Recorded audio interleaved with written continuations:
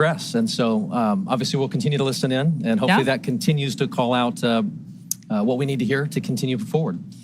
So we were showing you shots of the crew inside the Dragon from earlier today. This is the four of them with their spacesuits off, as you mentioned. They doffed the spacesuits. This is in their other attire. And this was each of them taking a moment to speak to their country in their own language, as well as just acknowledge what it was like to see Earth for the first time out those windows. On the big loop, you are go to begin your suit leak check procedure 4.011. 4.011 is in work.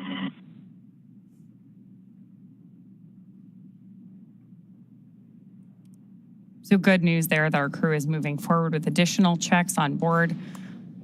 We're obviously working a lot of different procedures here too. You'll hear our team call out a series of different numbers. They're all carefully enumerated procedures that we step through to make sure that we don't miss anything in any of the steps it's going to take us to get to the ISF safely. Speaking of which, just in case you're just joining us, it would be good to go over many of the steps it took us to get to this point. Yesterday was launch day. Axiom 4 marks SpaceX's 18th human spaceflight launch overall. Including Axiom 4, Falcon 9 has supported 48 missions to the ISS with our Dragon spacecraft, starting with our first cargo resupply mission in 2012. And since 2022, SpaceX has supported the next generation. SpaceX Dragon, we're at step 2.2, awaiting your go on suit leak check on the big loop.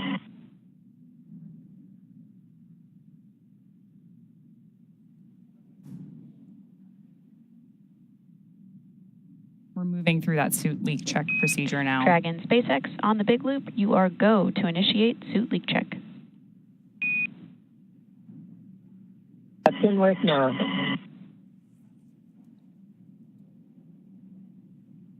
Acknowledgement there from our commander. So SpaceX has supported the next generation of commercial space exploration so far with 7 private astronaut missions as of today, with today's AX4 mission bringing the total to 4 missions to the space station in support of Axiom Space. I love it. So AX4 is Axiom Space's 4th mission to the International Space Station, as we've said. AX1 was the first private crew to the International Space Station. AX2 was known as the first private mission to feature government-sponsored astronauts, while as AX3 was our first all-European astronaut mission to the International Space Station. And this mission realizes the return to human spaceflight for India, Poland, and Hungary. The efforts of India are conducted through the Indian Space Research Organization, or ISRO, while the efforts of Poland are as a member of the European Space Agency, or ESA. As a member of ESA, the Polish Space Agency, Polsa, has named this mission Ignis. For Hungary, this is a mission facilitated by HUNOR, which stands for Hungarian to Orbit Program. And this mission is the first mission to the space station for India, Poland, and Hungary. And after more than 40 years, this is each country's second government-sponsored human spaceflight ever. Missions like these are significant for a number of reasons. Each of these commercial missions builds on the last, but they facilitate a sizable amount of public and educational outreach.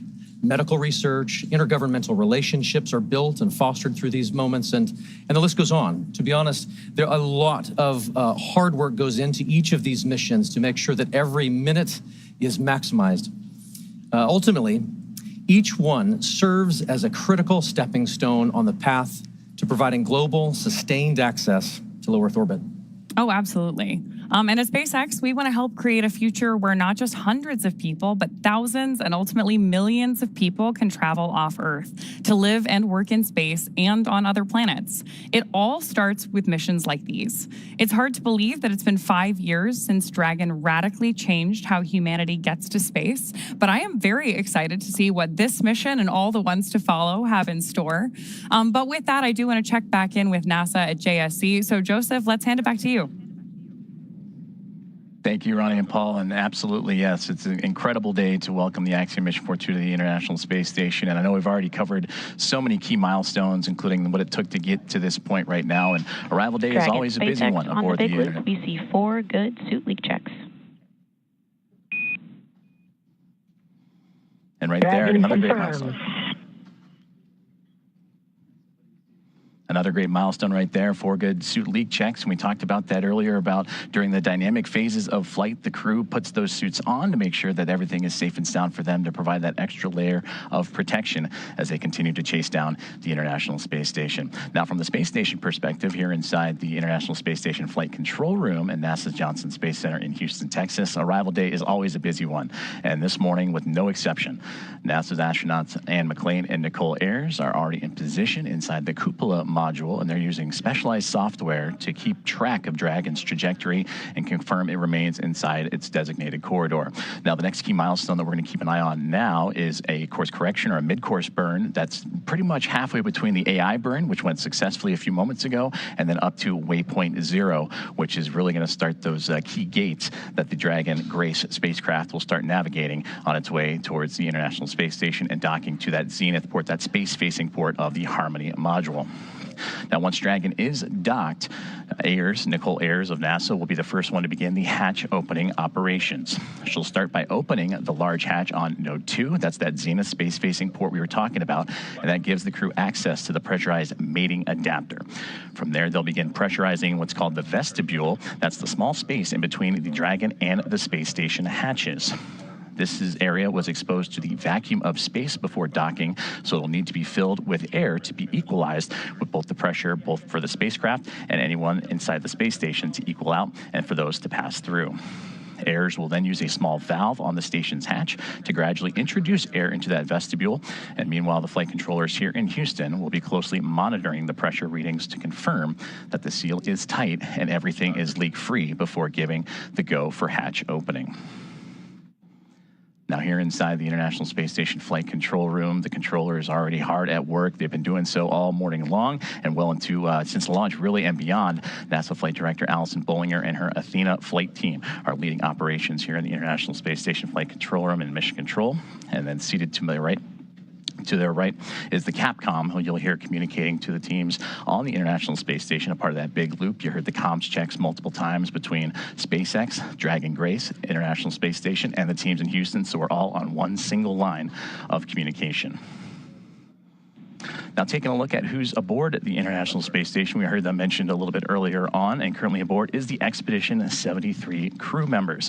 And they are led by Commander Takuya Onishi, who is on that far right-hand side. And several members of this expedition crew have celebrated some key milestones for him. For Takuya, he celebrated 200 days in space about 2 weeks ago. Up next is NASA's Anne McClain. She is sitting right in front of Takuya on that right-hand side. She recently celebrated 300 days in orbit this past week. For Nicole Ayers, just on the other side of that Expedition 73 crew patch, she recently celebrated 100 days in space on Monday, and she and McClain are going to be the ones that are going to be monitoring the Axiom Mission 4 team and Dragon Grace to the International Space Station.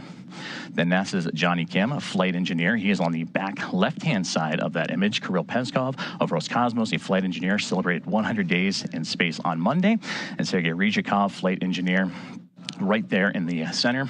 And then you have Alex Zubritsky, a flight engineer of Roscosmos as well. So flight controllers here in Houston have also begun the process of feathering the station's solar arrays and looking to get that multi-step procedure designed to protect the arrays from thruster plume exposure during Dragon's final approach. Now, taking a look at the updated timelines and what we're looking forward to, we're about 7 minutes away from that AI mid-course burn, and from there, about 27 minutes from that waypoint 0 mark. And then from that point on, the space station and Dragon will continue to close the gap between each other.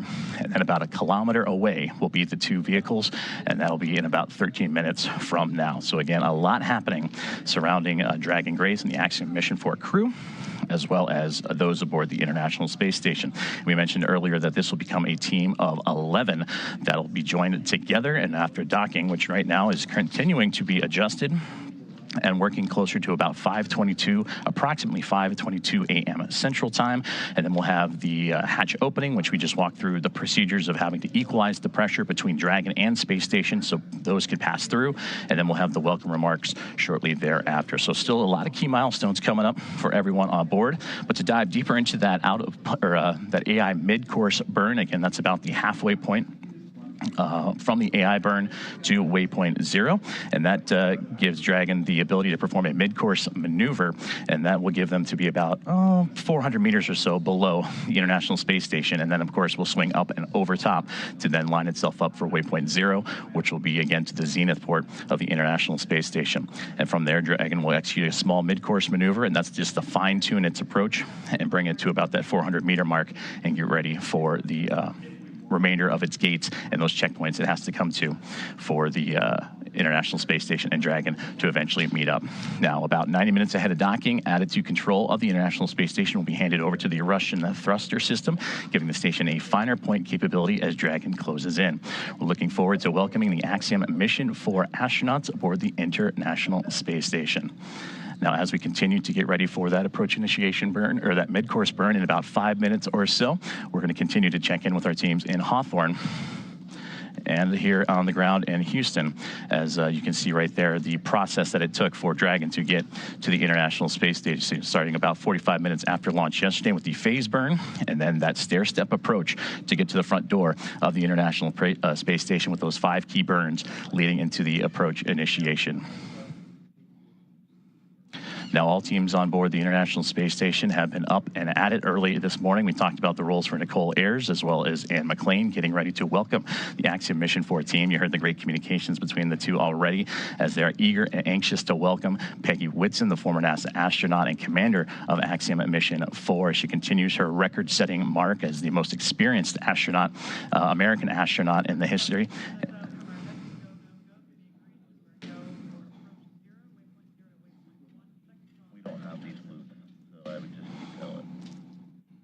Currently listening into the loops of here, the teams on the ground as they're getting ready to do a go, no-go for waypoint 0 and Dragon's continued approach to the International Space Station.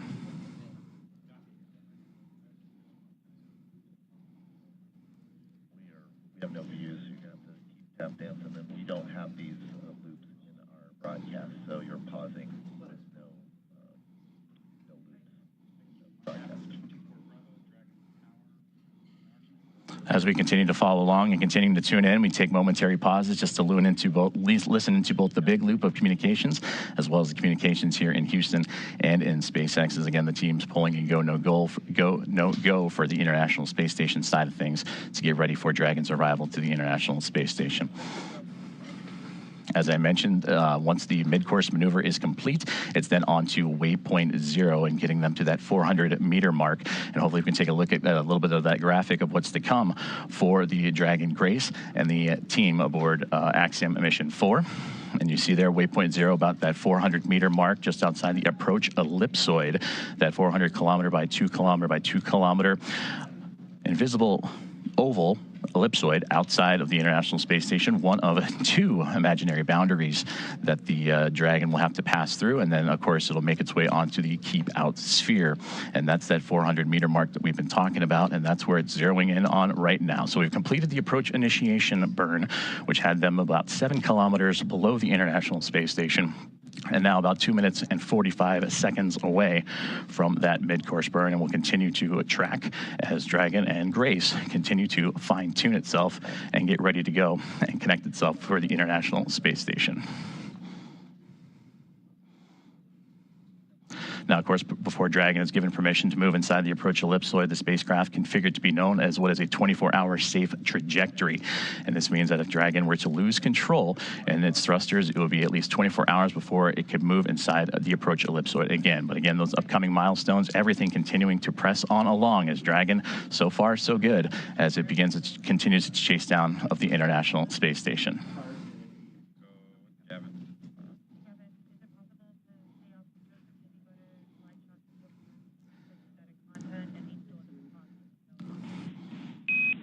Now this maneuver continues on the big loop. We are about 1,900 meters away and about 10 minutes out from having you jump into 1.102.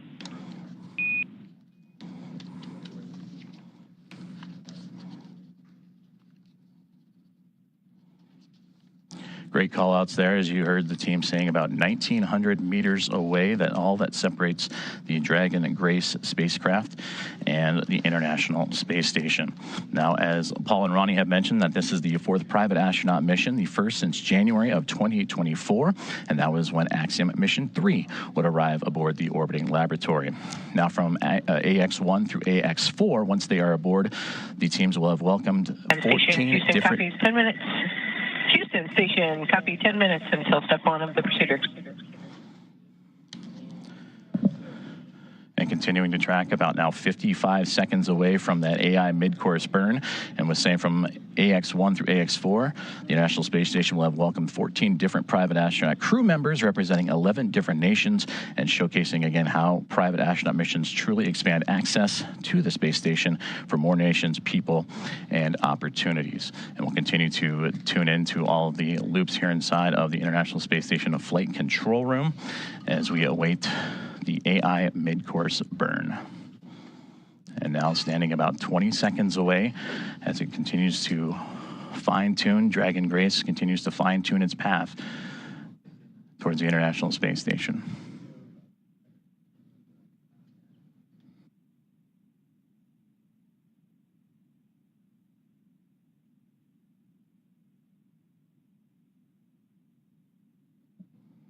And we just received confirmation that the AI mid-course burn is now in progress.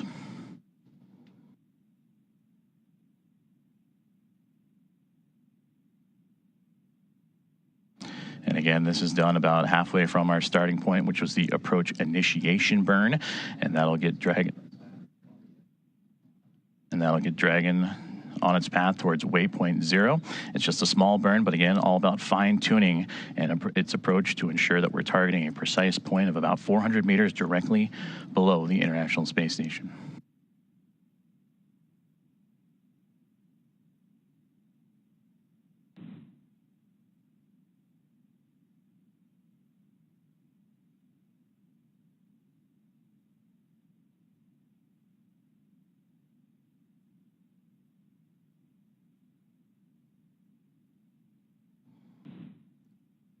As you can see on your screen, the team on the right-hand side is those working and monitoring the AI mid-course burn, as well as the teams on the left. On the right, that is the International Space Station Mission Control Room here in Houston, Texas. And on the left-hand side, the SpaceX teams in their Mission Control Room in Hawthorne, California, as we continue to follow along with the AI mid-course burn, now a little over 1 minute and 20 seconds in.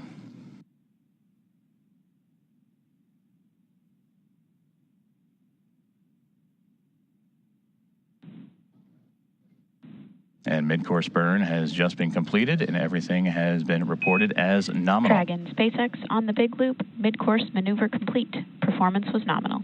The trajectory has converged on waypoint 0. So great news there. And Dragon copies on the big loop. And confirmation from Dragon Grace, and you heard Commander Peggy Whitson relaying down to the ground. And now the next milestone that we're zeroing in on is waypoint 0, which will be about 18.5 minutes from now. Is that slow but methodical approach for Dragon Grace and the Axiom Mission 4 team continues to make its way towards the International Space Station. And with that, we'll check back in with Ronnie and Paul back in Hawthorne. Awesome. Thanks so much, Joseph. I'm loving all of these check-ins that we're getting about Dragon's progress on its way to station, how the crew is doing, hearing these call-outs from the nets. But I'm getting really spoiled today because you had great stories about the crew while we were here in kind of like our pre-show warm-up. And I would love to hear a little bit more about how you followed along the AX4 crew in like the 10 months leading up to this. Absolutely. And really like followed their preparations and everything that brought the crew to today. Certainly. And so there's obviously a large team that facilitates all of the operational training flow and helping prepare them for this moment. We have a unique opportunity to document that and follow that story with them quite literally around the world over the course of all of that training. And I think it's just interesting as you get to know each of the crew members, just to understand, like, in the midst of all of this operation, in the midst of all of the timing and the coordination, there's still 4 humans inside Dragon, each with their own personalities, each with their own ambitions and characteristics, and they add to what becomes the mission. In the crew, right? Exactly. Like they become one crew, which is Absolutely. AX4. Yeah. Absolutely. So Peggy, I would argue, is a consummate leader. I mean, if you know anything about her, you likely know she has record after record of human spaceflight, and here we are actually seeing some views of the ISS, of the International Space Station, from Dragon. And yet, as I was saying, with Peggy, if you know her, she obviously has all of these records for human spaceflight, and it's certainly not a surprise at all that she is an inductee into the 2025 Astronaut Hall of Fame. And yet, if you get the chance to get to know her, you quickly realize she's not just about those individual accolades. She is about the team and team efforts. She wants to build teams and take them to space. And so certainly we've had the honor of following her around the world, preparing for 2 Axiom space missions, both AX2 and now AX4. And it is remarkable how she commands every room she walks in without taking over. She just exudes this steady confidence that people respond to. Speaking of how she is commanding the capsule, we just had a great shot of her inside of the Dragon spacecraft, looking up at those touchscreen displays. And so we're going to keep bringing you views like the one we have on your screen right now of the International Space Station whenever we have ground station coverage. When we have good views, we'll obviously share them with you. This one is particularly cool because we're watching the International Space Station come into focus through a camera that is under Dragon's nose cone. So right after we got through launch and orbital insertion yesterday, we deployed the nose cone and exposed those docking hooks that we're going to use for the hard capture. Station Houston on the Big Loop. Dragon range is approximately 1,000 meters. Monitor long-range approach per steps 1 to 4 in 1.102. Dragon approach and retreat monitoring. ISS crew is now prime for vehicle approach monitoring.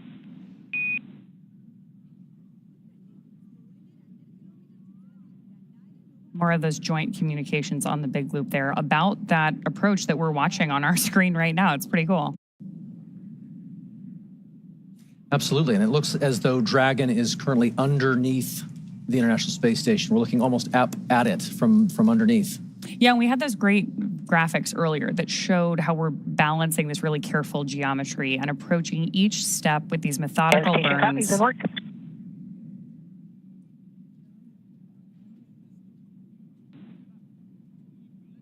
Acknowledgement from our commander there. So we're stepping through each of these really methodical burns of those Draco thrusters on board Dragon. There are 16 of those thrusters around the spacecraft, and we use them for these careful, fine-tuned maneuvering once we get to orbit. So right now on our screen, we've got our commander, Peggy Whitson, and our pilot, Shubhanshu Shukla. And you got a chance to chat with Shooks in the lead up to this launch too, right? Absolutely. He is such a unique, quiet force. He is witty and smart, and I tell you, 3 steps ahead of any given moment, and you don't even realize it. He's already there. He has said that his career is defined by simply saying yes, which I thought was so interesting and powerful and simple. I mean, effectively, he was saying that every opportunity, whether it was to get a chance to learn to fly or join the military or even pursue this mission, he simply said yes. And in doing so, he walked through the door and made the most of it. No matter what he's faced alongside this crew, from days of poor weather out at the Knowles expedition, which is the National Outdoor Leadership School, to processing kind of the immense volume of procedures that must be taken on and understood across all of the myriad of procedures that one must understand and become proficient on for this kind of a space flight. In the midst of all of that, he has remained calm and collected, and quite honestly, it just made it look easy. And what's more, he has this unwavering spirit about him that just invites everyone around him to step up and into their roles effectively. It's awesome to hear these stories about the way this crew really came together and everything that brought them to the mission today. For those of you who are just joining us, we have some great graphics along the base of your screen to help you follow along the mission the same way that we have been eagerly following it for the last several weeks, really, in the lead up to today. So along the bottom left-hand corner, we've got some telemetry on where our Dragon spacecraft is, including its speed and altitude. And then on the bottom right-hand corner of the screen, you actually see our location around the Earth.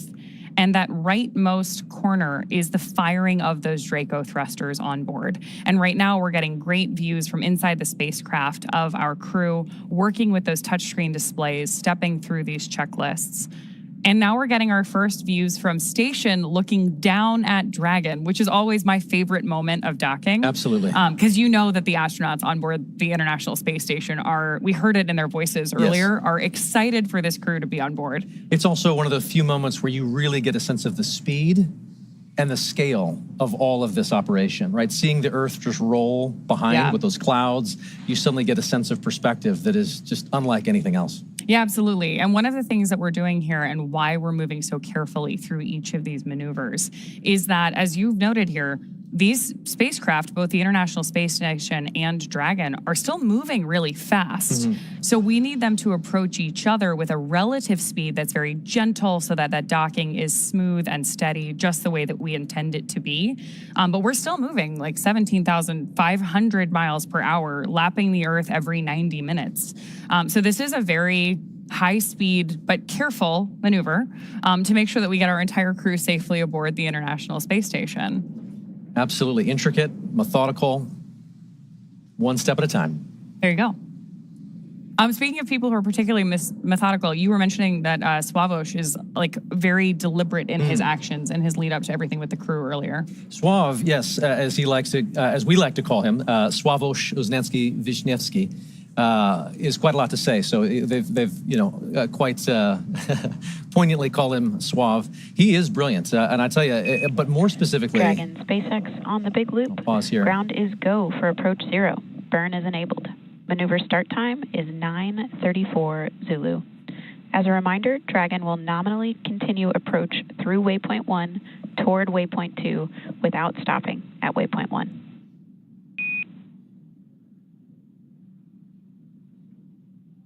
And there we have another. Dragon copies all, and we're go for the approach as well. Another call out between Core and our commander, acknowledged by Commander Peggy Whitson. And that was a cool call out too, because we told the crew that we're going to move right through waypoint 1. Each of those waypoints are an opportunity for us to pause and make sure that everything's going well. So that means that everything's really going on track, right? We're ready to move into this next process of approaching the station. So we were talking about Sław, and just to finish that thought, I have often described him as somebody who is brilliant, but more specifically, he is curious. Sławomir is certainly one who is genuinely in pursuit of knowledge and understanding. I've actually never seen him to shy away from asking the next question. Throughout all the training, you can expect him to raise a hand and lean in, and everyone else does as a result. I mean, you just kind of get pulled into that earnest pursuit of knowledge, and he wraps it all up in a pretty good charm. He's exciting to learn beside. You know, I for one found myself wanting to lean in and learn alongside him as an outsider here. But his curiosity is probably matched only by his love for exploration and being out in the unknown. Like from sailing to hiking to kind of peering over that next ridge, he is one who is constantly seeking and experiencing something new. He has a love for this life and for this planet that is infectious. One can only imagine how that perspective is growing as he's looking out the window and seeing the Earth and perhaps even maybe the ISS at this point outside Dragon. Oh, yeah, absolutely. I mean, speaking of his love of something new, 3 of the crew members that we have on board AX4 are first-time flyers to low Earth orbit and to the International Space Station.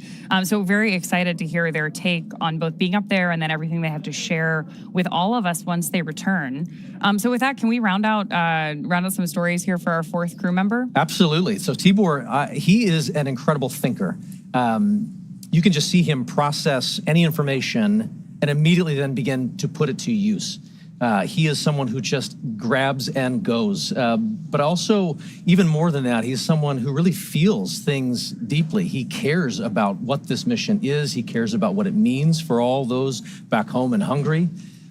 He's got a very high emotional intelligence, I would say. He can read the room in an instant. But I tell you, his gift to humanity is to then be able to elevate and brighten everyone around him. I don't know of a single instructor, maybe ops team member, or even medical support staffer who doesn't smile when they think of Tibor Kapu. And I also tell you, he is tireless. There is quite a lot that he is capable of and responsible for, and that is invigorating to just see him approach every step of everything he's asked to do with diligence. And there were a lot of steps in the lead up to this for our crew. Astronaut preparation is extensive, from training that's specific to each crew member's role to learning SpaceX protocols, space station systems, and preparing for the science and outreach activities they'll be conducting in space. Private astronaut training is pretty rigorous. So in addition to the work that they did in the field, like you mentioned with the National Outdoor Leadership School, or NOLS. Station Houston on the Big Loop. First step, 1 of 1.102. Can you please confirm Dragon is in sight and give us an attitude assessment?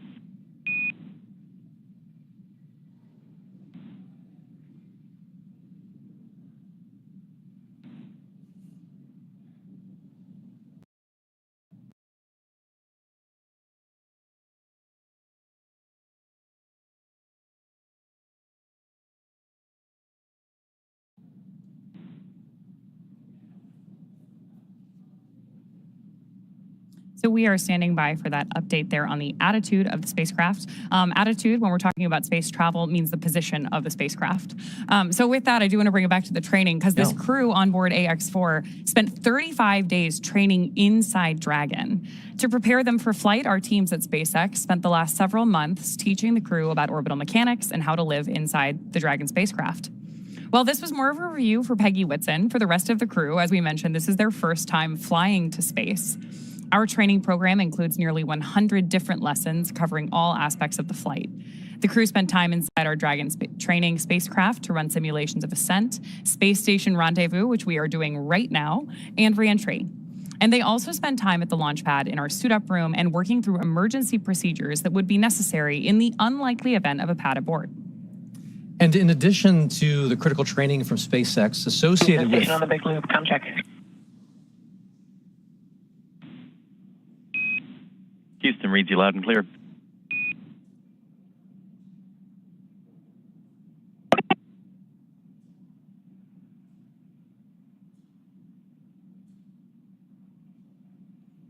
And as we were saying, in addition to the critical training from SpaceX associated with all of these dynamic phases of ascent and return, Axiom Space has facilitated a host of training efforts since August over these last 10 months to ensure that the crew and all of those who support them are ready Station for this Houston on mission. the Big Loop. We did not copy your last.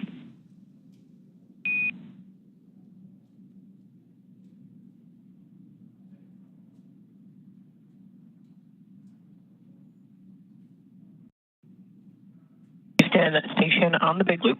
We have Dragon in sight, and attitude looks nominal. Houston copies. That's a good report. That is a great report. It's always nice to hear those confirmations, especially across the Big Loop, because we are coordinating so many teams for missions like this. Absolutely.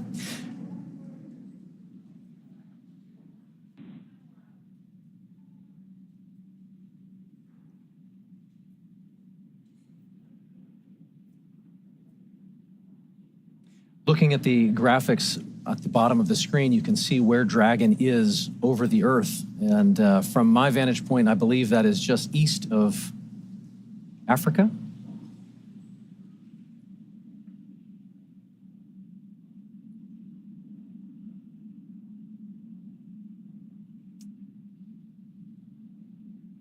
I think one of the things that's the most striking to me is that as we watch all these different visuals come into play, which again, we are bringing you whenever we have them. So when we've got good views, we're sharing them with you. We're really seeing how quickly Dragon is approaching the station. At 429 kilometers above the Earth, they are continuing to raise that elevation, that altitude, and get closer and closer to where they'll be working and living for the next 2 weeks.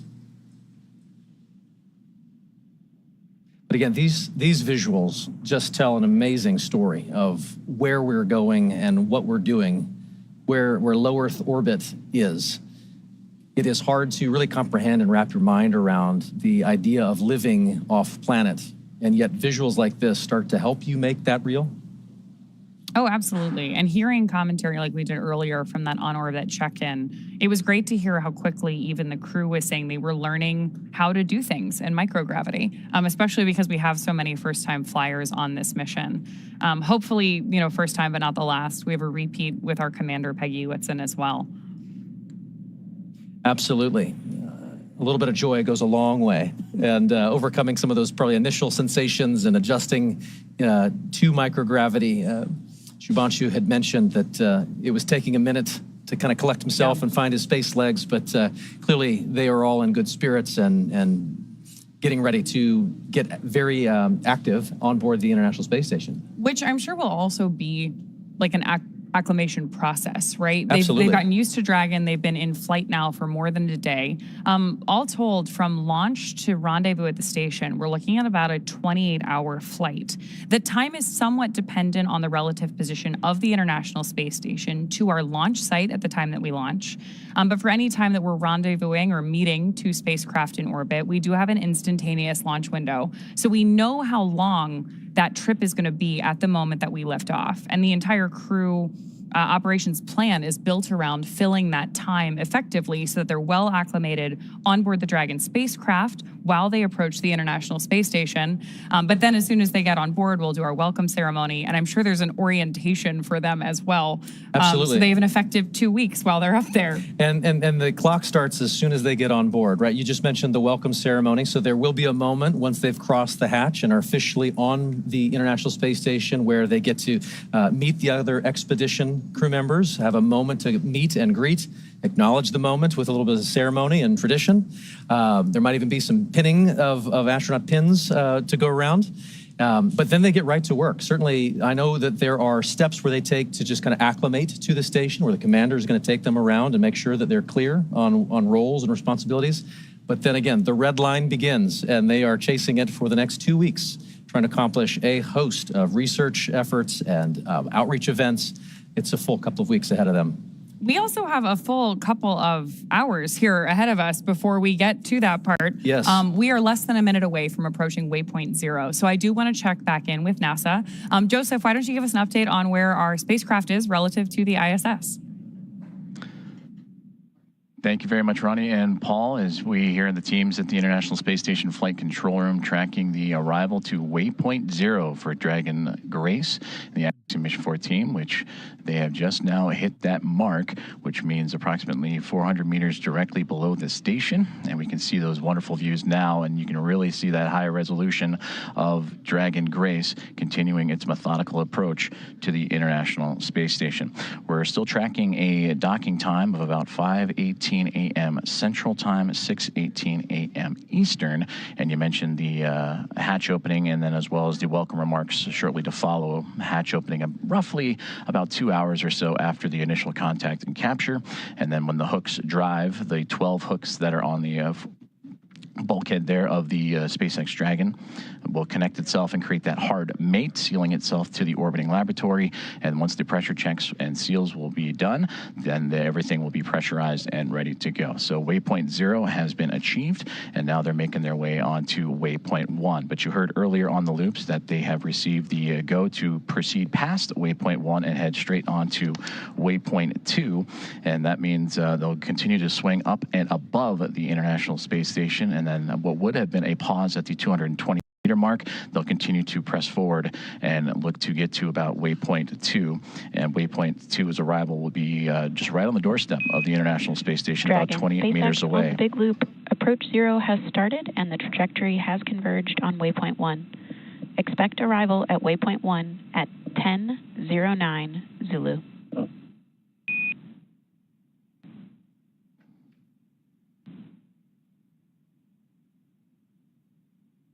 Expecting arrival at waypoint 1.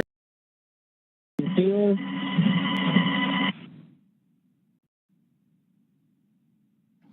And there you heard it right there, that they are continuing to move on along and get ready to approach what would be waypoint 1, which that milestone will be in about a little less than 40 minutes from now. As you see right there on your screen, the Dragon Grace spacecraft continuing its methodical approach to the International Space Station. And of course, the 7 members aboard Space Station right now, looking forward to welcoming Commander Peggy Whitson, pilot Shubhanshu Shukla, as well as mission specialists Sławosz Uznański-Wiśniewski and Tibor Kapu to the orbiting laboratory. And a welcome back to Commander Peggy Whitson. This will be her 5th time in her 5th space flight.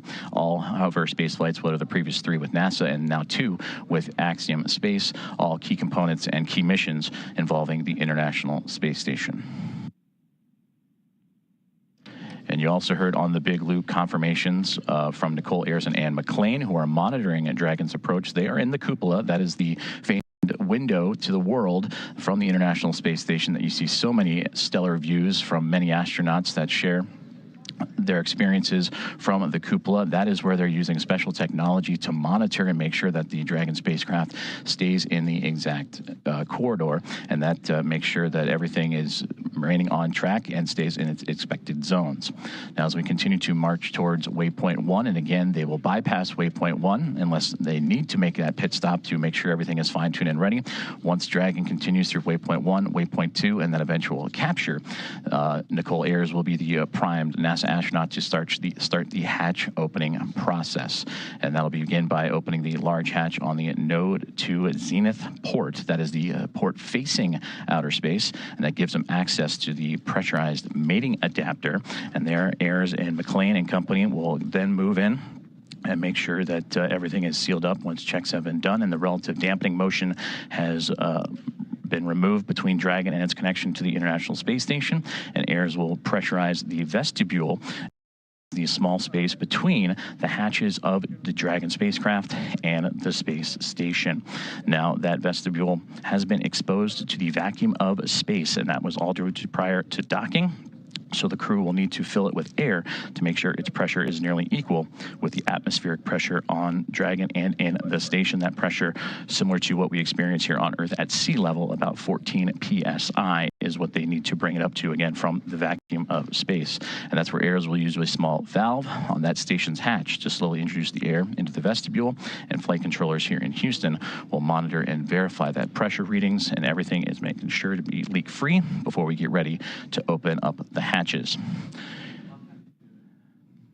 As you can see, Space Dragon Grace making its way with the nose cone open, and you can see that strobe in the middle, and it's always fascinating. Now during an orbital daytime, you can see the sun shining brightly on the spacecraft and the thrusters firing, and you can follow along in that bottom right-hand corner which thrusters are being activated again to fine-tune Dragon's path to the International Space Station. But seeing that strobe, always fun when it illuminates from the Dragon perspective on the International Space Station, and we may get some of those great views closer to docking. And again, that docking time tracking closer to 5:18 a.m. Central Time, 6:18 a.m. Eastern, and that is where the soft capture will connect, and then the hooks will drive, the 12 hooks in 2 sets of 6 will drive and form the hard mate and bring Dragon and the space station closer together before the leak checks, the umbilicals for communication and power, everything will be connected, and then the pressurization of that vestibule from NASA astronaut Nicole Ayers and team will begin.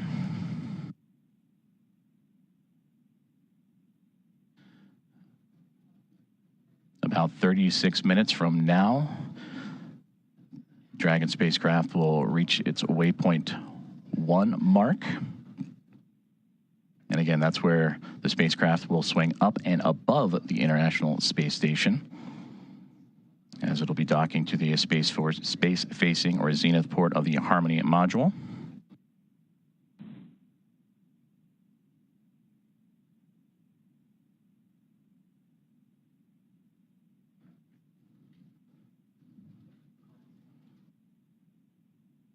You can see great views again of Dragon. On the Big Loop per block Bravo, Dragon attitude is as expected. Houston copies. Thank you.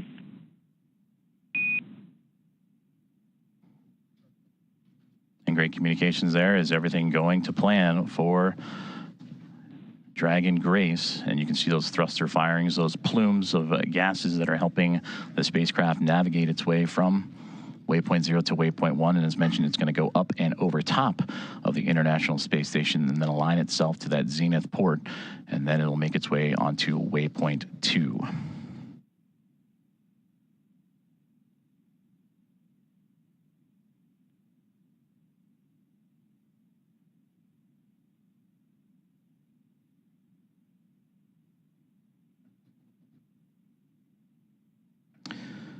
As mentioned previously, all visiting vehicles that arrive to the International Space Station take this phased approach when going to the orbiting laboratory, stopping at those predetermined gates.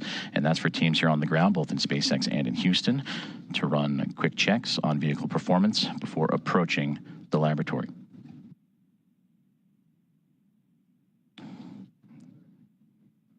And there you can see that strobe effect that we were talking about just a moment ago as it illuminates the views from the International Space Station looking at the Dragon Grace spacecraft as it continues its methodical approach to the station, as they are now just in the southernmost regions of Australia and making its way into the Pacific Ocean.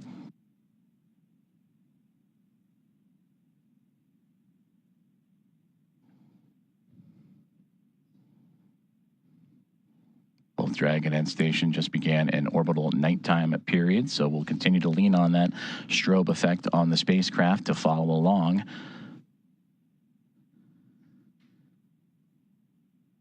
As Slow and Steady continues to win the race for these docking operations between Dragon and the International Space Station, and of course always requires a great deal of precision to make sure that we're keeping the spacecraft and the crew safe. And there's a great look inside of Dragon Grace, and then the view from the spacecraft now looking to the International Space Station, and those slight glimpses of daylight left before both the orbiting laboratory and the spacecraft completely enveloped in darkness during the orbital nighttime period. You can see the radiators. That's what's most prominent in the view of the International Space Station. And at the very top of this view of the International Space Station, you can see what was Dragon Endurance. That is the Dragon spacecraft vehicle that Crew 10 took to the International Space Station back in March. So upon docking, and once everyone is settled, you will see the International Space Station flying with both Grace and Endurance, and 5 total vehicles connected to the orbiting lab.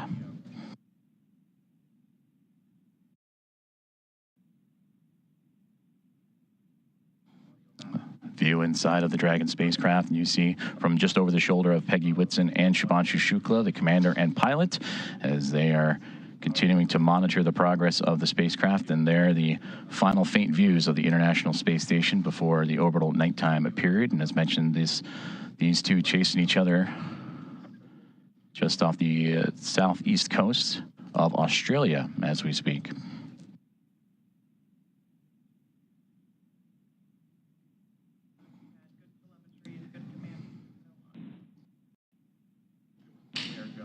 And a great view of that center screen there, where you're seeing Dragon lining itself up with the International Space Station, and the views that both pilot Shubhanshu Shukla of ISRO and Peggy Whitson, commander of Axiom Mission 4, are monitoring.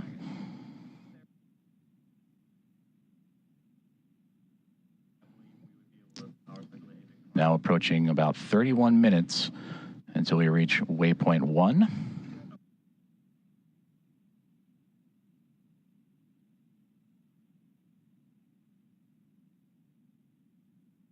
And once the spacecraft reaches waypoint 1, it'll be about 220 meters away, a little more than 656 feet from the orbiting laboratory, as Dragon Grace on its inaugural flight, looking to connect up to the International Space Station.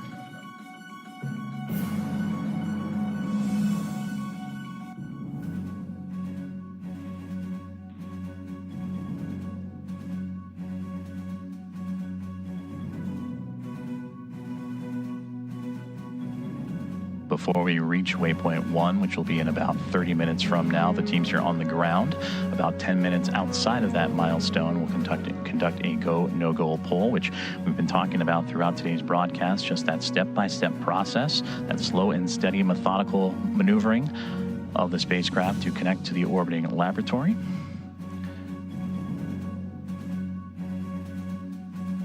And we're continuing to follow along for an approximate docking time of 5:18 a.m. Central Time, 6:18 a.m. Eastern.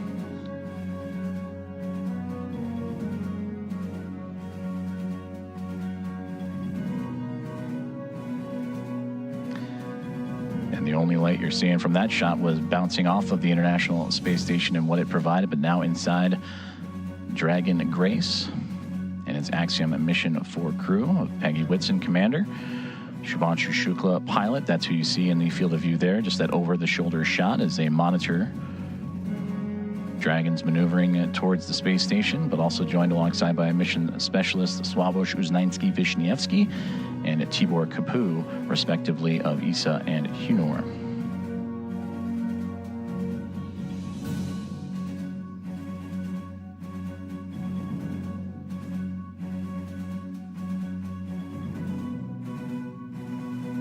And as we continue to take a look at the orbital nighttime phasing of the International Space Station and the Dragon Grace spacecraft, you see those thruster firings continuing that methodical approach for the craft, but you can also see in that left-hand side the speed of which they are traveling, the Dragon spacecraft at that, as it makes, again, it's starting to steady out and that slow push towards the orbiting laboratory, 428 kilometers above Earth.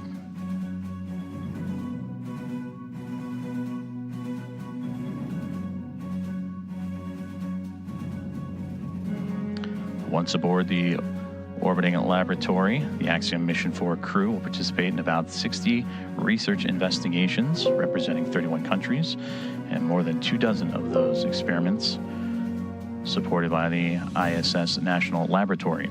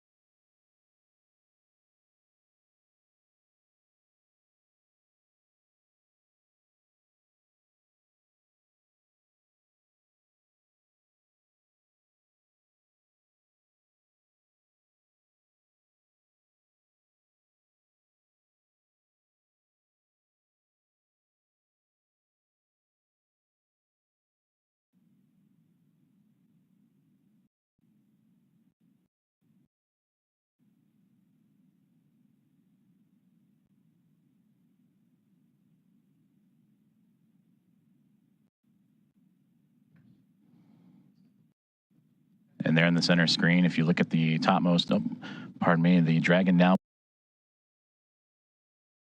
perfectly aligned over top of the International Space Station. Now look, so Dragon has reached waypoint 0, and on initial comms earlier that the teams on the ground, once reaching waypoint 1, have been allowed to bypass that waypoint and now move on to waypoint 2, which will be in about 9 minutes from now, and targeting docking in about 14.5 minutes from there.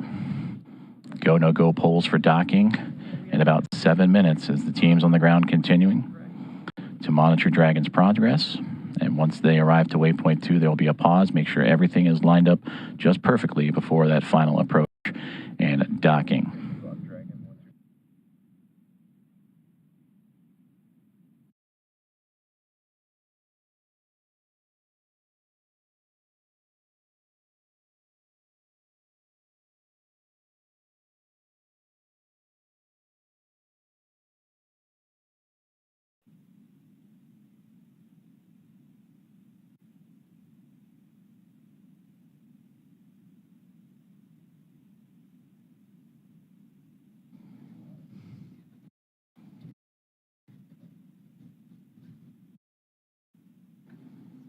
This is Mission Control Houston as Dragon Grace and the spacecraft carrying Axiom Mission 4 and their 4 astronauts continuing their approach to the International Space Station. They have just made their way past waypoint 1, which had them at 220 meters away from the space-facing port of the International Space Station's Harmony module.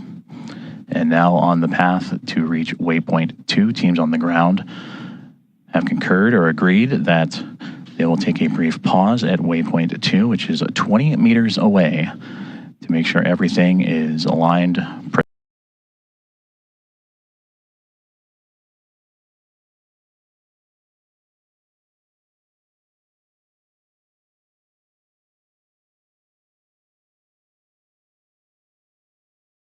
precisely. And there you see the view from Dragon and that